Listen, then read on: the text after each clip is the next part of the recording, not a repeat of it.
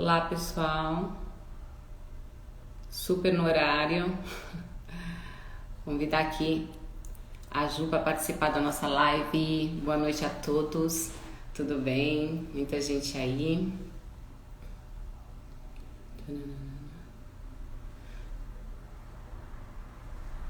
Esperar a Ju entrar aqui na live, tá? Pra gente começar. Tudo bom?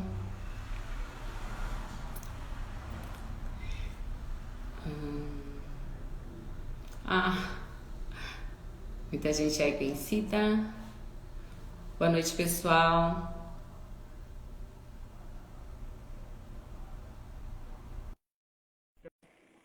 Ju já vai se juntar a nós para iniciarmos a live, sempre falando que depois que a gente faz todos os ajustes, quando entra, às vezes tem que ajustar de novo. Oi, Ju, Boa noite, tudo bom? Tá, tudo bom? começar a nossa live. Tô te vendo bem, tô te ouvindo bem. Você tá bem? Tá ouvindo bem? Tô te ouvindo bem. Ótimo, Ju. Eu vou Uhum. deixar ali, que já conheço, quero dar uma boa noite para todos. Ai, que saudade. De todos aqui, né? Vi aí muitas pessoas que falando oi que eu conheço. A gente tem desligado, né, Ju? Os comentários Uhum. da live para que não tenha, que não caia, né? Conexão, a internet tem esses desafios, né? Então a gente desliga, mas depois a gente abre para dar um tchau para vocês, para perguntar se vocês querem, né, falar algo relacionado ao tema, enfim. Ou então vocês podem mandar pelos nossos canais perguntas durante a semana, a gente está sempre respondendo, independente de ter ou não ter like, né? Então, Uhum. um beijo grande, obrigada pela.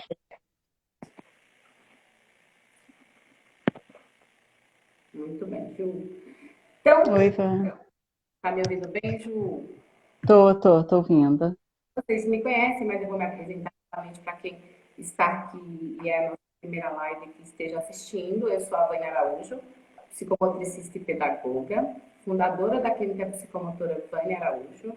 E, bom, estamos de volta para mais uma live, né? Tivemos outras lives gravadas que vocês podem estar assistindo pelos nossos meios né, digitais. Quero agradecer a todos que mandaram mesmo mensagem pedindo e perguntando sobre as nossas lives, quando seria, qual seria o tema. Espero que todos vocês estejam bem, né?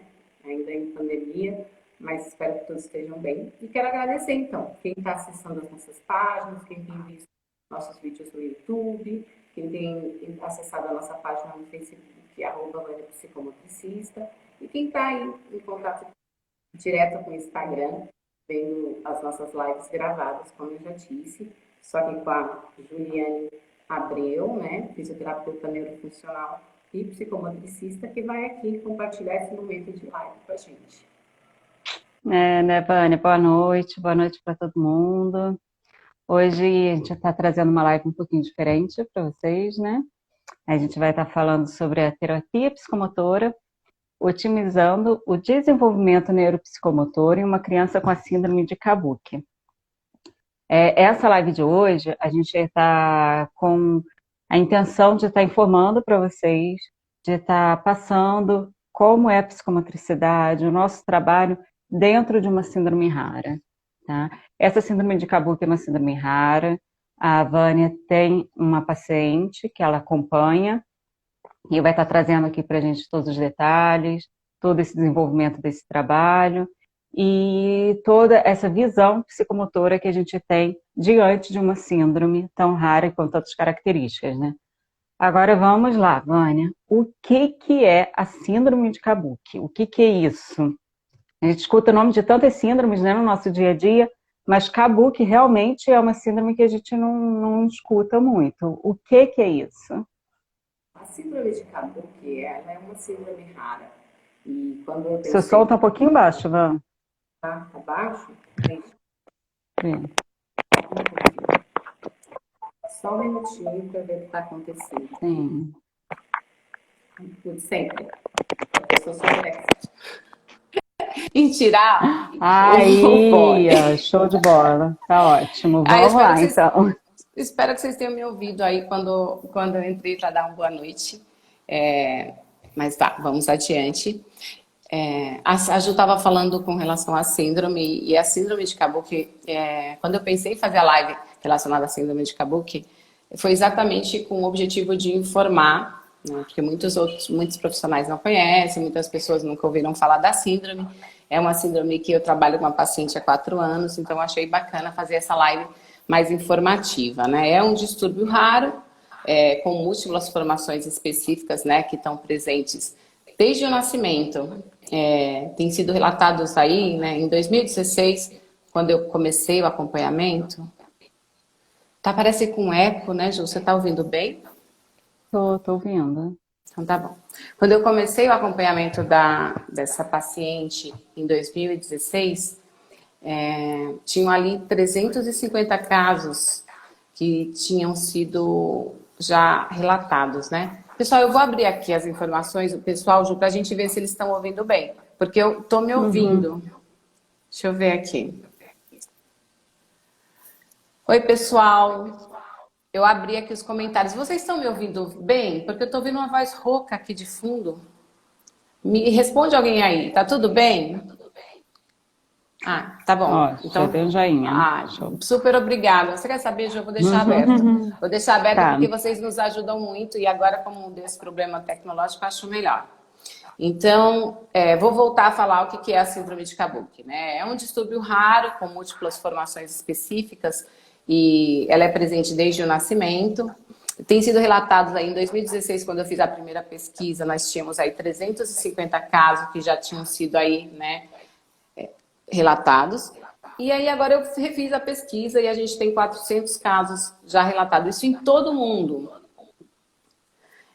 Não há predisposição por gênero ou por raça e está relacionada à história das doenças genéticas, né? É uma alteração aí de um gene que traz aí uma formação específica e gerando aí a síndrome de Kabuki. Ela foi descrita no Japão em 1981 por Nikawa e Kuroki. Devido à semelhança facial, né? Eu vou até mostrar aqui uma imagem. Ela tem todo um aspecto facial específico, ser parecido com a maquiagem do teatro, de um teatro muito tradicional chamado maquiagem de Kabuki. Inicialmente eles deram um nome, né, para síndrome maquiagem, síndrome de Kabuki. Só que assim, e aos poucos a sociedade foi se incomodando com isso, e por causa dessa semelhança com essa maquiagem do teatro, e eles mudaram o nome, ficou síndrome de Kabuki. Então, inicialmente o nome foi síndrome de maquiagem de Kabuki, e aí foi tirado maquiagem e ficou síndrome de Kabuki. Eles só lançaram os alicerces de diagnóstico dessa síndrome em 1988, então teve aí todo um processo de estudos para que esse alicerce fosse lançado, né, Ju? É uma síndrome muito rara. Porque a gente tem alguns nomes que para a gente é bastante comum, né, de algumas síndromes, mas essa realmente é uma síndrome que a gente não escuta falar. E quando você começou o atendimento, como que foi para você buscar pesquisa, buscar bibliografia, porque é fácil o acesso, a gente consegue encontrar? Como foi essa sua busca por informação? Sim, foi um desafio, né? Você trabalhar com um paciente que não tem ali referências para estudos, né? Mas eu encontrei, sim, alguns artigos em países como Japão, Cuba, e também encontrei organizações familiares, né? Porque não são governamentais, foram grupos de famílias que se reuniram para trocar informações, né? Sobre todo o processo de desenvolvimento do filho que tinha diagnóstico. Isso foi em países como o Canadá, na Holanda, nos Estados Unidos também encontrei alguns sites, enfim, algumas referências, mas foi super importante esse contato com essas organizações, né, que formavam redes de informações, trocavam ali entre eles, pais, parentes, como estava sendo o desenvolvimento da criança que estava diagnosticada e com o objetivo preventivo, né, de cuidar de algumas situações e também do desenvolvimento, com qualidade. Então, eles foram ali se subsidiando de informações e fazendo aí um trabalho preventivo. Nada assim, um livro direcionado, né? Uma coisa já assim, uma ajuda, grupos se ajudando, né? O grupo, as famílias se ajudavam tem até no Facebook, ou então nessa comunicação digital que a gente tem, eles trocavam ali qual era o processo. Nesse contato eu conheci a Dana, que foi uma pessoa que me subsidiou com muitas informações. Ela até foi da Holanda. Daqui do Brasil? Não, da Holanda. A Dana era da Holanda. E ela trouxe bastante informação. Inclusive, ela me colocou em contato, porque assim como eu fiz esse caminho, outras famílias também fizeram, né? Procurando ali. E uma família brasileira aqui de São Paulo entrou em contato com eles. E eles informaram que tinha uma pessoa aqui que estava trabalhando e estudando essa síndrome. E eles me procuraram, eu conheci a filha deles, que estava diagnosticada. Ela tinha 10 anos na época. E pude ali comparar até características, né, da minha paciente e que ela tinha na época. Então, foi um processo bem bacana e informativo para mim. Eles ficaram no Brasil durante um tempo, mas depois eles foram para os Estados Unidos e fazem acompanhamento, a gente ainda mantém contato, mas foi uma experiência bacana para observar essa diferença de características, né? Porque são características diferentes para cada paciente. Sim, e me diz uma coisa, Van, como que são as características dessa síndrome, né? Porque cada síndrome a gente vê algum aspecto, alguma coisa. Essa síndrome, o que a gente espera? O que se vê no paciente? Quando a gente fala da síndrome de Kabuki, né, e a gente fala de outras síndromes até, ela tem aí algum padrão específico ou não. Então, assim, na verdade, o que acontece? Elas têm características diferentes, como eu pude constatar com a outra paciente que eu conheci, diferentes. Cada pessoa vai apresentar determinadas características. Mas tem toda uma questão ali que a gente fala, né, da face, que é bem marcante. Então, tem uma face disfórmica, né, com traços diferentes, as pálpebras são baixas, né, tem toda uma longa fissura palpebral, as sobrancelhas são arqueadas e aqui no terço dela tem algumas falhas. A ponta do nariz é bem achatado, os cílios são bem longos e essa esclera branca que a gente tem nos olhos, a minha paciente, no caso, ela é meio azulada. Não que todas as pessoas que têm a síndrome vão ter, mas tem algumas características marcantes. Os dentes são bastante espaçados, são irregulares, né? Tem bastante hipodontia.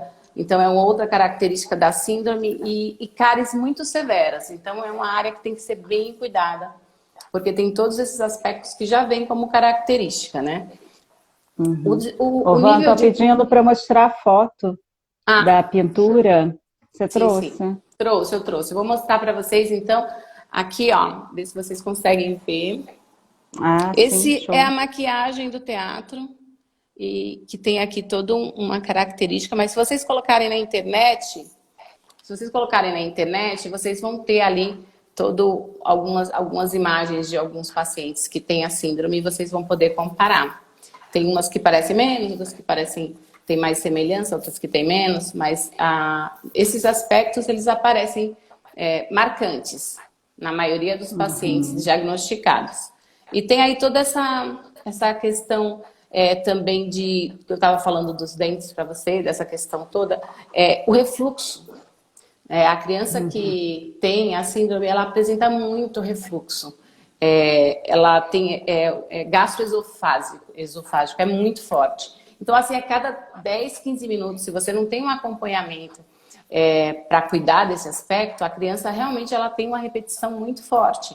Então, no caso da minha paciente, tivemos aí acompanhamento, uma parceria de um neurologista que medicou e gradativamente foi diminuindo o refluxo. Então, é um aspecto que pode ser cuidado e que tem que ser direcionado e encaminhado para que haja aí uma medicação adequada.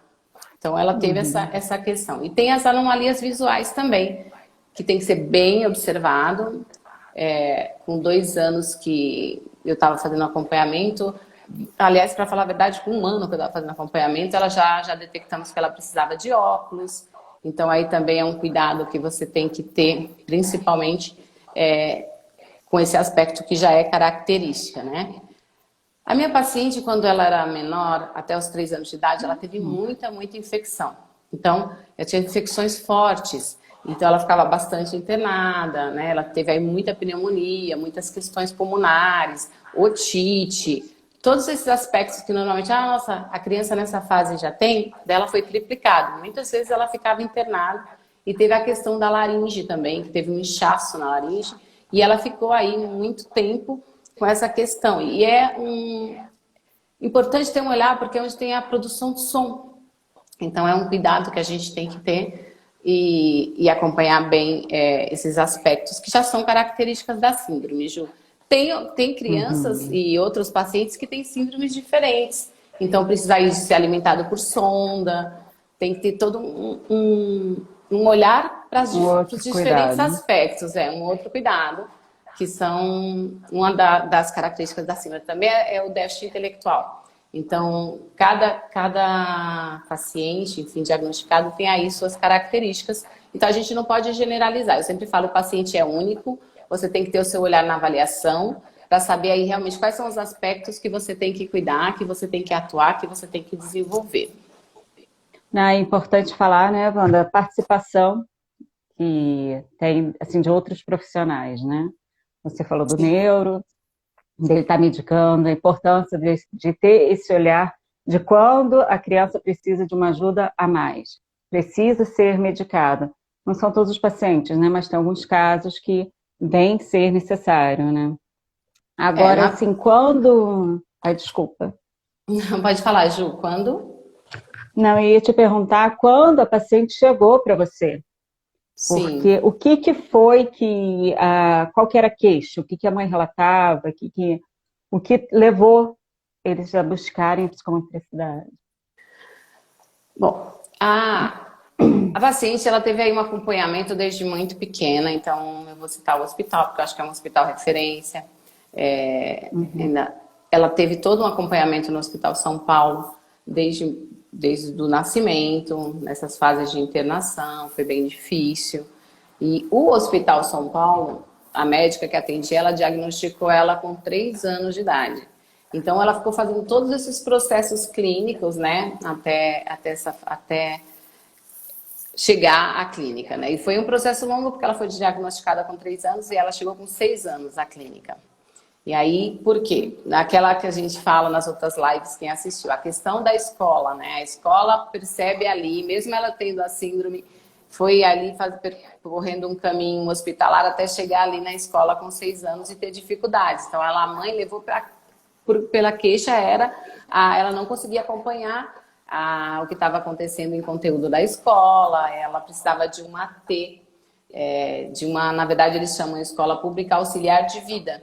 Então ela precisava pleitear essa auxiliar de vida para o acompanhamento dela na escola. Então foi pela alfabetização, pela dificuldade na alfabetização, que ela chegou até a clínica, né? Como ela chegou à clínica e a escola também não entendia o processo dela e não sabia do que se tratava, enfim. Então, eu fui até a escola, a gente já faz essas visitas quando necessário. Eu fui até a escola para conversar com a escola e fizemos ali, não só com a diretora, mas com os outros profissionais que trabalhavam com ela, como se fosse ali uma assessoria para contar o que era a síndrome, como tinha surgido, como eles podiam ajudar, quais eram as dificuldades dela, qual era o processo dela e o que eles podiam esperar, porque eles não tinham essas informações e também não sabiam que síndrome era essa, as pesquisas eram muito vagas, enfim. Foi um processo em parceria com a escola e com outros profissionais. Logo, com 3 anos, quando ela foi encaminhada, ela não tinha linguagem, então ela precisava já de um acompanhamento fonoaudiológico, que só ocorreu também mais para frente.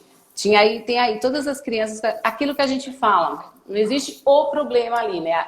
Existe ali uma ramificações de questões que a gente tem que ter o olhar. E sim, muitas vezes precisamos de outros profissionais. A maioria das vezes fazer uma parceria super bacana para que o desenvolvimento seja pleno, seja completo seja realmente evolutivo e que tenha ali todos os aspectos sejam trabalhados, né, Júlia? Uhum.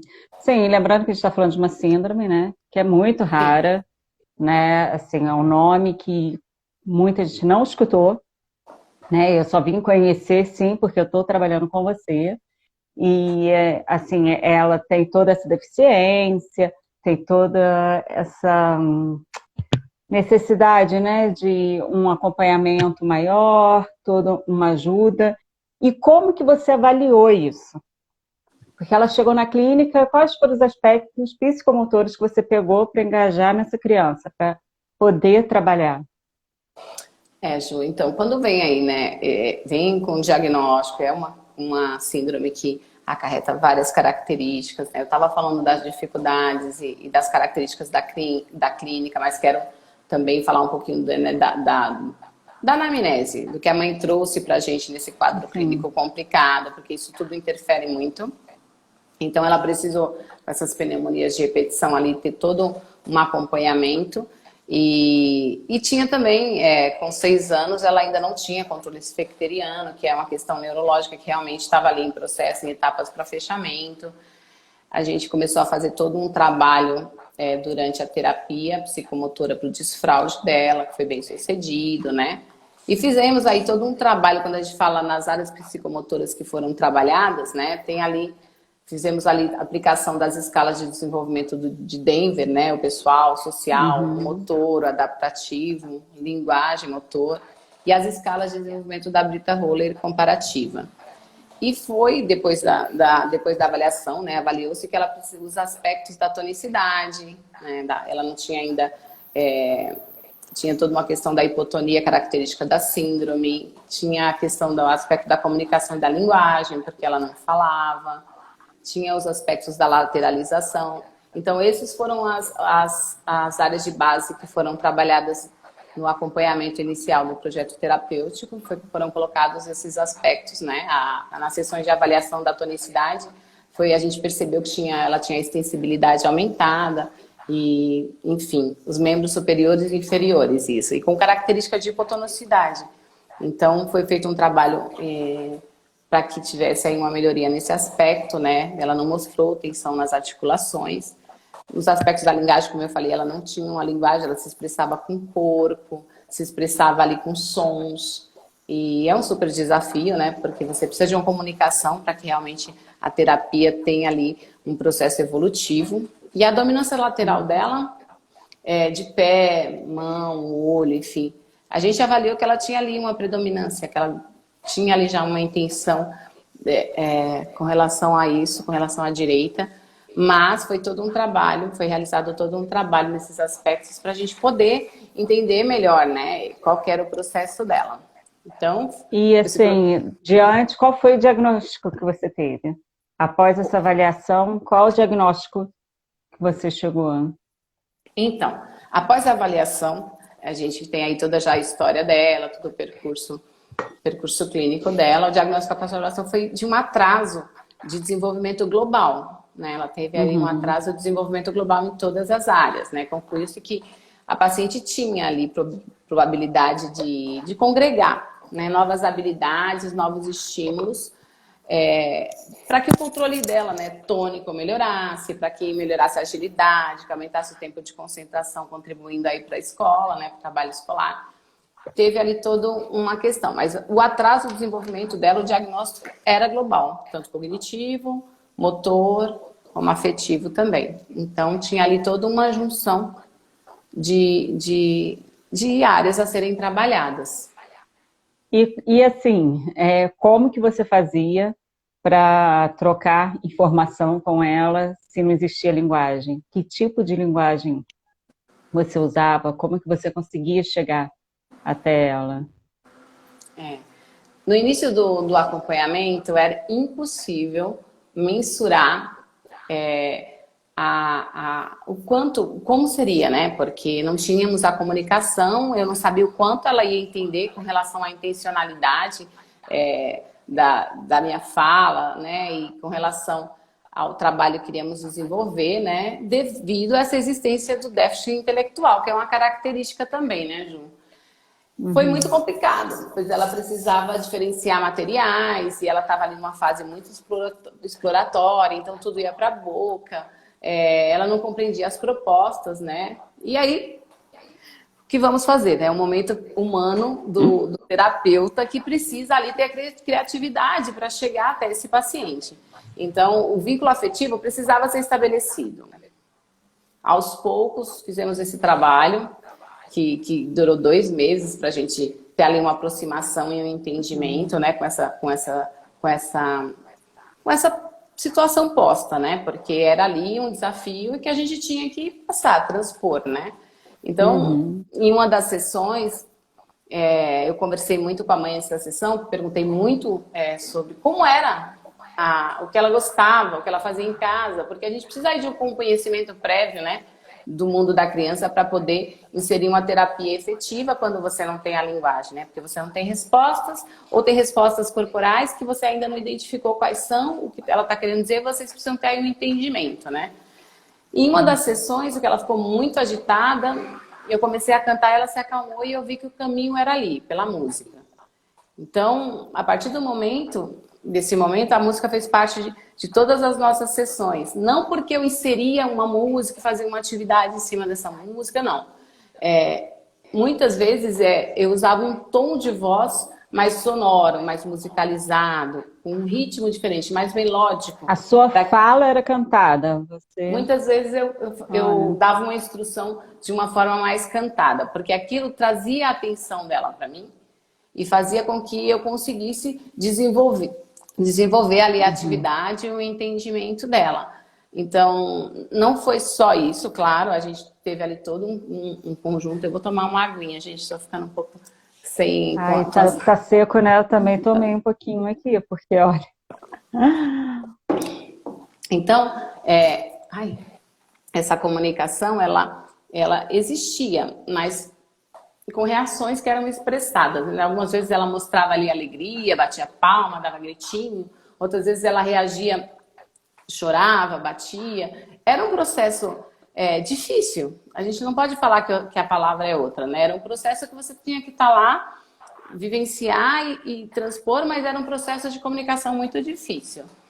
Agora, depois de bastante tempo, ela conseguiu ali transpor, né, essas dificuldades e com o treinamento que a gente fez aí, passando aí as atividades propostas, ela já consegue verbalizar o sim, já consegue verbalizar o não, né, já tem aí o controle esfincteriano. Então, o que a gente pode ver, Ju?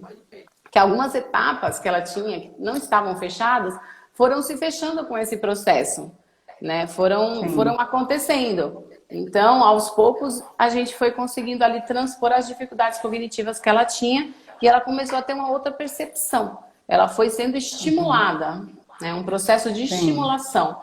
Que, quando você estimula o cérebro responde com a ação correta e as atividades foram acontecendo de uma forma muito mais tranquila.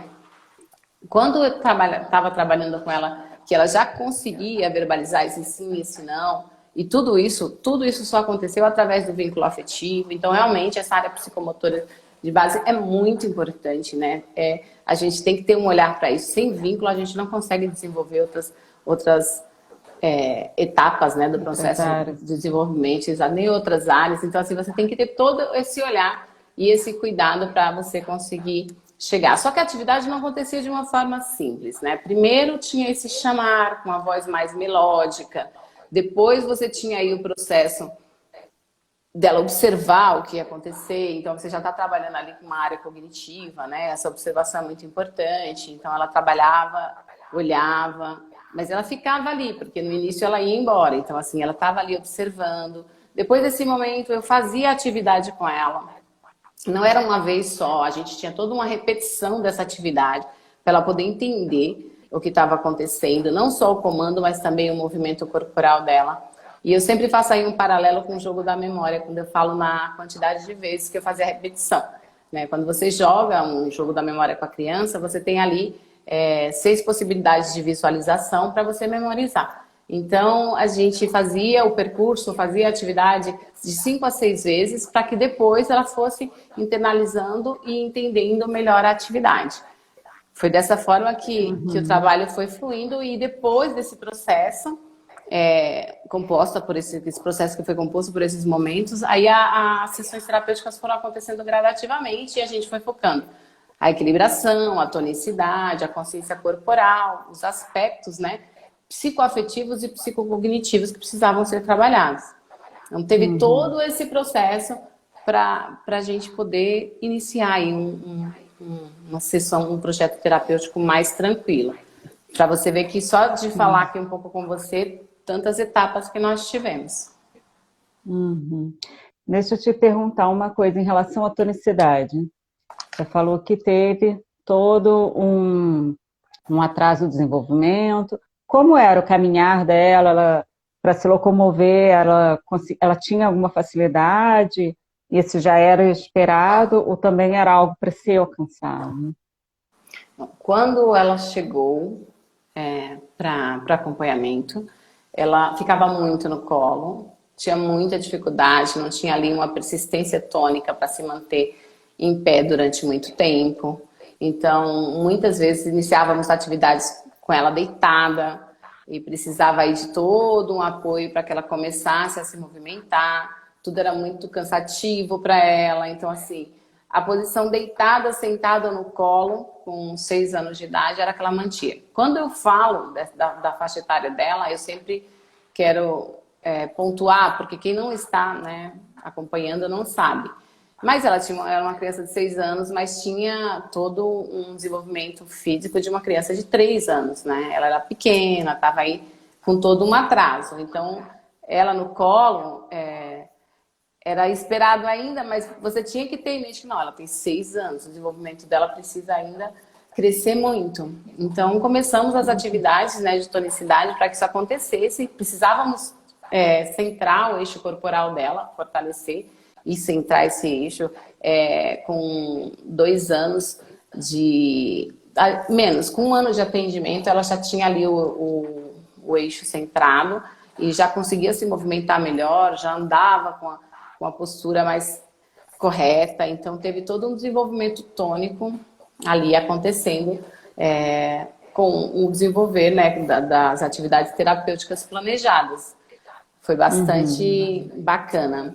Foram muitas aquisições. Então, assim, é muita dúvida, Vânia, muita coisa para falar sobre ela, para perguntar. Porque, assim, você começou o atendimento e depois de um período, você fez a reavaliação. Como que foi essa reavaliação? O que você conseguiu enxergar, né, nessa... Vamos falar um pouco mais, então. Eu tô vendo que tá oscilando a energia do meu celular e às vezes fica escuro para mim, por isso eu tô indo, tocando, abrindo, enfim. Vamos continuar assim, né, porque a live é importante que ela aconteça, é ao vivo, mas assim, tô tentando. Realmente ela tá apagando, né? A sua internet deu uma caída agora, voltou. Vamos ver se eu consigo manter, tá bom, gente? E é isso, vamos falando. Qualquer coisa a gente volta no outro dia. Então, falando aí dos aspectos da reavaliação da dela. Reavaliação, né? Os aspectos de esquema imagem corporal, ela passou ali a reconhecer algumas partes do corpo, né? Ela teve ali um momento super bacana na terapia, que foi ela se identificar e se reconhecer no espelho. Então, ela ficava muito tempo ali, né? Foi conhecendo o eu, né? Ela estava ali se percebendo. Foi muito interessante. E a partir daí a gente foi desenvolvendo mais atividades, essa percepção foi crescendo e na reavaliação ela já conhecia algumas partes do corpo. Foi muito bacana. E aí esse processo também de reavaliação ficou bem marcado. E os aspectos de lateralização, ela já tinha ali uma propensão de pés, olho, mão para a direita. Oscilava, agora temos aí a pandemia e eu não vou afirmar que está tudo ok, porque está definido, porque eu não tenho visto ela, né? Como ela tem imunidade baixa e não temos aí uma vacina, eu preferi suspender. Gente, eu tô com um probleminha aqui de internet, peraí. A internet acho que eu vou sumir de novo. Mas a Pri falou que está escutando bem. Que está conseguindo escutar. Então, vamos manter. Vamos manter. Eu vou tentar voltar se cair, tá bom? Meu Deus, essa Ai, tecnologia. Enfim, então é isso. Com relação à lateralização, foi desenvolvido aí um bom trabalho também. A gente teve muitas coisas e muitos desenvolvimentos para comemorar, Ju. uhum, sim. E essa parte, assim, da imagem corporal dela? Você falou que ela se viu no espelho, É, se reconheceu, mas ela conhece. na verdade, é o esquema corporal. A imagem corporal é algo muito psíquico, né? Que a gente tem que fazer uma avaliação muito psíquica e específica. E nessa situação era impossível. O quadro dela não me permitia essa avaliação da imagem corporal. Mas, assim, o esquema Uhum, corporal, que são, né, o conhecimento corporal, isso foi trabalhado em várias sessões, com muitas atividades aí de propriocepção, de sensoriais, né, para trazer uma propriocepção. Então, a gente foi trabalhando por partes, tiveram atividades que a gente fez que eram conduzidas, porque agora eu sabia que ela podia me entender, que o que eu falasse, ela ia compreender e dar uma intencionalidade para a ação dela, né? Então, isso foi uhum. feito. Então, muitas atividades em que ela tinha que atender um comando, como, ai, coloca suas mãos na água, tira as mãos da água, agora coloca o pé. Então, tudo isso foi realizado durante as sessões terapêuticas para trazer aí um olhar para esse entendimento, né, cognitivo e Uhum. esse planejamento sendo bem executado e passando da forma tranquila para o corporal que executava, enfim. Foi bastante bacana. Então, assim, no final, a gente consegue perceber que a psicomotricidade resgatou grande Sim. vivência, né? Ela conseguiu alcançar grandes objetivos, né? A terapia psicomotora, ela é muito ampla. Ela ajuda, contribui aí para o desenvolvimento do ser humano de uma forma muito ampla, olhando todas as áreas, e inclusive a afetiva, né? Que não é um olhar só de um especialista focado numa direção. É uma terapia muito importante que tem trazido aí muitos benefícios para as pessoas que têm questões ou não têm questões como uma síndrome tão específica, mas tem uma dificuldade, tem um entrave. É muito importante que quando você tem ali uma dificuldade, você procure um especialista para poder desenvolver e às vezes não é só quem tem uma síndrome, a pessoa pode ter uma dificuldade ou Sim. então tem ali uma aquisição que não foi tão bem elaborada e pode fazer um processo de reeducação e melhorar, se desenvolver, a refinar esse Uhum. movimento, se necessário. É assim, e falando da paciente, quais as conclusões assim, que você pode tirar desses atendimentos que você vem acompanhando até agora, né? Lembrando que é um longo Sim, processo, né? Que você está acompanhando ela 4 anos, sim. né? É isso? 4 anos. Agora ela fez 10 anos, então 4 anos. As questões referentes à hipotonia melhoraram muito, né? A sustentação, né? Corporal de membros superiores, porque ela teve ali o eixo centrado, então essa persistência tônica, né? Porque ela cansava muito rápido, então rapidamente ela tinha que sair, ir para o colo ou sentar. Foi melhorando também, ela passou a dar as corridinhas dela um pouco mais rápida Hum, e com mais equilíbrio, né? Houve um aumento do tempo de concentração que foi bastante significativo para a escola, porque eles precisavam, né, dessa concentração e o tempo de concentração dela era muito curto, então ela passou a fazer atividades que tinham aí muitas etapas de uma forma muito tranquila, coisa que não acontecia de jeito nenhum no início, do esperar, de ter aquela organização. Todo esse processo foi muito bem sucedido e atualmente a uhum. gente faz atividades com muita tranquilidade, que tem ali, que precisa de muito raciocínio. Vocês podem entrar no Instagram, tem atividades lá para vocês acessarem, tenho certeza que depois da live vocês vão identificar rapidamente quem está trabalhando ali que tem esses aspectos. A harmonia Sim. tônica e corporal dos movimentos dos membros superiores e inferiores melhorou muito. Então, antes ela não andava, agora ela anda, tem uma marcha mais lenta, mas ela consegue se movimentar com mais harmonia e anda aí por um tempo mais longo, tem uma persistência tônica para a marcha também, para o caminhar. Uhum. As atividades relacionadas à escola só tiveram aí uma crescente, né? de ganhos. E também a gente tem que pensar que também na relação com a família, na relação interpessoal, na relação intra, porque isso é um aspecto que, esses aspectos melhorados desenvolvem o todo, Ju, em todas as áreas, Sim. escolar, familiar. Reflete em tudo, né? Sim. E esse acompanhamento, ele teve, após a revelação, continuidade e com parceria com outros, como eu falei, com outros especialistas, então um neurologista, fonoaudiólogo, né, a endocrinologista que foi procurada, enfim, para a gente fazer todo um aparato de exames, porque a síndrome também tem essa característica de precoce, né? Trouxe ali porque era precoce de desenvolver esses hormônios femininos, então todo esse acompanhamento é necessário. Eu acho até que se faz necessário desde muito antes, para que tenham prevenções e o desenvolvimento aconteça na época certa, né, Ju? Então, Sim, esses sim. cuidados são sempre muito importantes. A Pri perguntou se ela estuda em colégio normal. Ela estuda num colégio público, Pri. Ela estuda num colégio público no Cantinho do Céu, um bairro mais afastado. Sim, ela tem seu acompanhamento aqui, né? Ela tem o meu Agora parou por acompanhamento. causa da pandemia. Como ela tem Mas, imunidade baixa, acho que foi providencial as crianças que têm alguma questão assim realmente ficarem mais tranquilas em casa, até para não correrem nenhum risco. Mas sim, ela tem um acompanhamento. Tá perguntando qual série que ela tá. Então, agora ela tá com 10 anos e ela já iria pro 5º ano. Eu conversei muito com a escola com relação a isso, porque ela não tem mesmo o nível não está na fase de desenvolvimento, mas a escola pública vai passando conforme. Ela vai passando.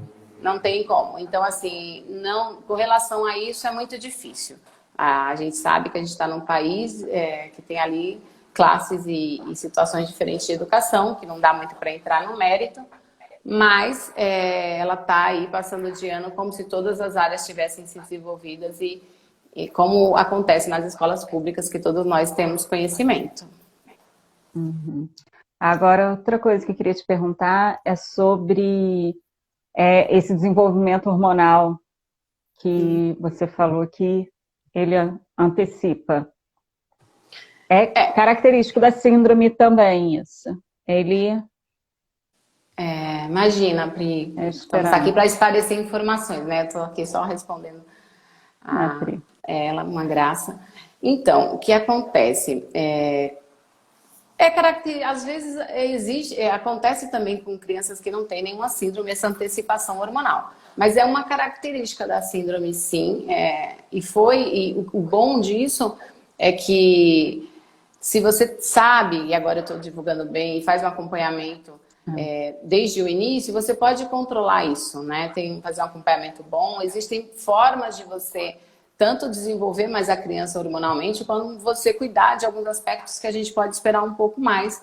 O percurso foi feito da maneira que pôde ser feita, então ela foi encaminhada, fez exames, passou pelo endócrino e cada profissional vai tomando aí a sua decisão.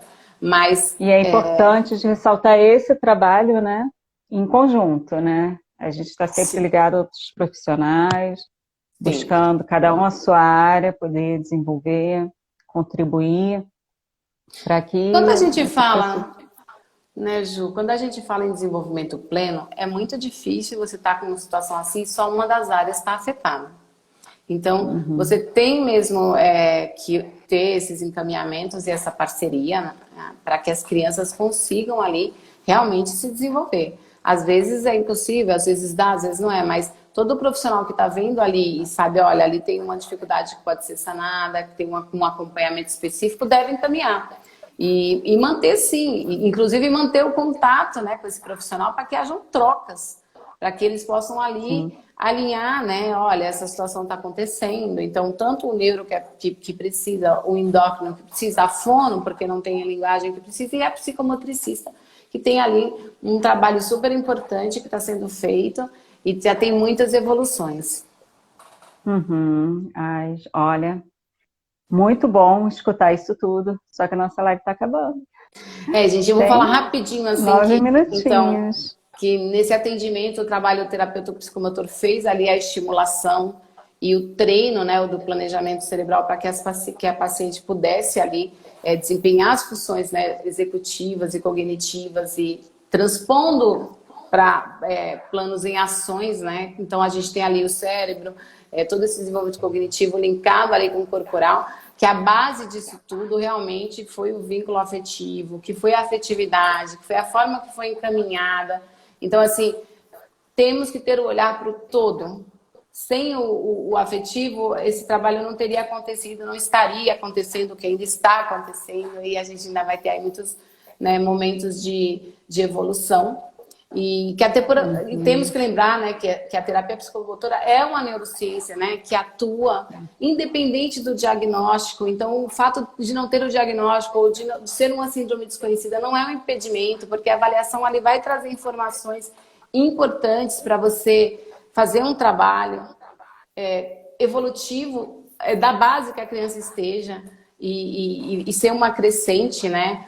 E que desenvolva as dificuldades em todos os aspectos afetivos, como eu já falei, motor, cognitivo, e todos os entraves e até mesmo que sejam entraves de reeducação e desenvolvimento, né? Através da estimulação, da prevenção, da reeducação, enfim, e do desenvolvimento pleno. É isso, a Ju me deu aí um start para prestar atenção no tempo. Tive muitas oscilações na live de hoje, gente. Olha que eu super me preparei. Ai, sim, Mas aí, não, tem uma olha. coisa, né, que é além, é ao vivo, é energia, é oscilação de energia, enfim. Mas eu espero que vocês tenham me ouvido bem. Eu estou super à disposição, a Ju também. Perguntas que venham depois serão bem-vindas, tá? Ai, que pessoal muito bacana. Adorei que eu deixei aberto, porque a gente pode responder algumas coisas para vocês, né? Ivane, eu tenho que te agradecer muito, porque, nossa, assim, falar sobre esse assunto, falar sobre esse síndrome, muito rara mesmo, e é muito bacana, assim, essa contribuição, né, de estar podendo passar para outros profissionais, estar mostrando o seu trabalho, o seu estudo, e realmente é muito bom estar aqui com essa parceira. Gente, olha, muito obrigada. Eu quero agradecer a muita gente, mas quero falar que a Márcia está aqui na live com a gente, que é a mãe paciente. Então, Má, um beijo grande. E para todos, um beijo grande, né? Que vocês continuem, né, Ju, assistindo a gente. Vamos lançar sempre lives com temas que sejam pertinentes e que tragam a interesse de vocês. As lives ficam gravadas, isso é super importante, porque outras pessoas podem acessar num outro horário. Nem todo mundo tem a disponibilidade no horário que a live acontece, né, Ju? Então, sim. Ainda mais nesse momento de pandemia, a gente não tem horário, né? Em todo caso, elas estão salvas no IGTV, através do YouTube, também consegue acessar. E já a gente vai ter uma outra live. Isso. Então, gente, um beijo grande. Essa live também vai contribuir com outros profissionais que tenham aí um olhar e não conheçam a síndrome ainda, que estejam a trabalhar, vão ter mais propriedade. É uma live informativa mesmo. E eu tô super feliz de ter feito para vocês, tá bom? Olha aí, Bani, eu amo você também, Márcia. Então, assim, que legal. É muito importante que a gente tenha aí esse contato sempre, porque eu quero trazer novos desafios e novos desafios superados como esse que a gente vai continuar superando, né, Ju? Um beijo grande, pessoal. Agora a gente vai desligar, senão perde o tempo da live, mas eu adorei ver vocês de novo, tava com saudade da live. Então, um beijo grande. Beijo, Ju. Muito gostoso. Beijo para todos, gente. Tchau, Tchau, tchau.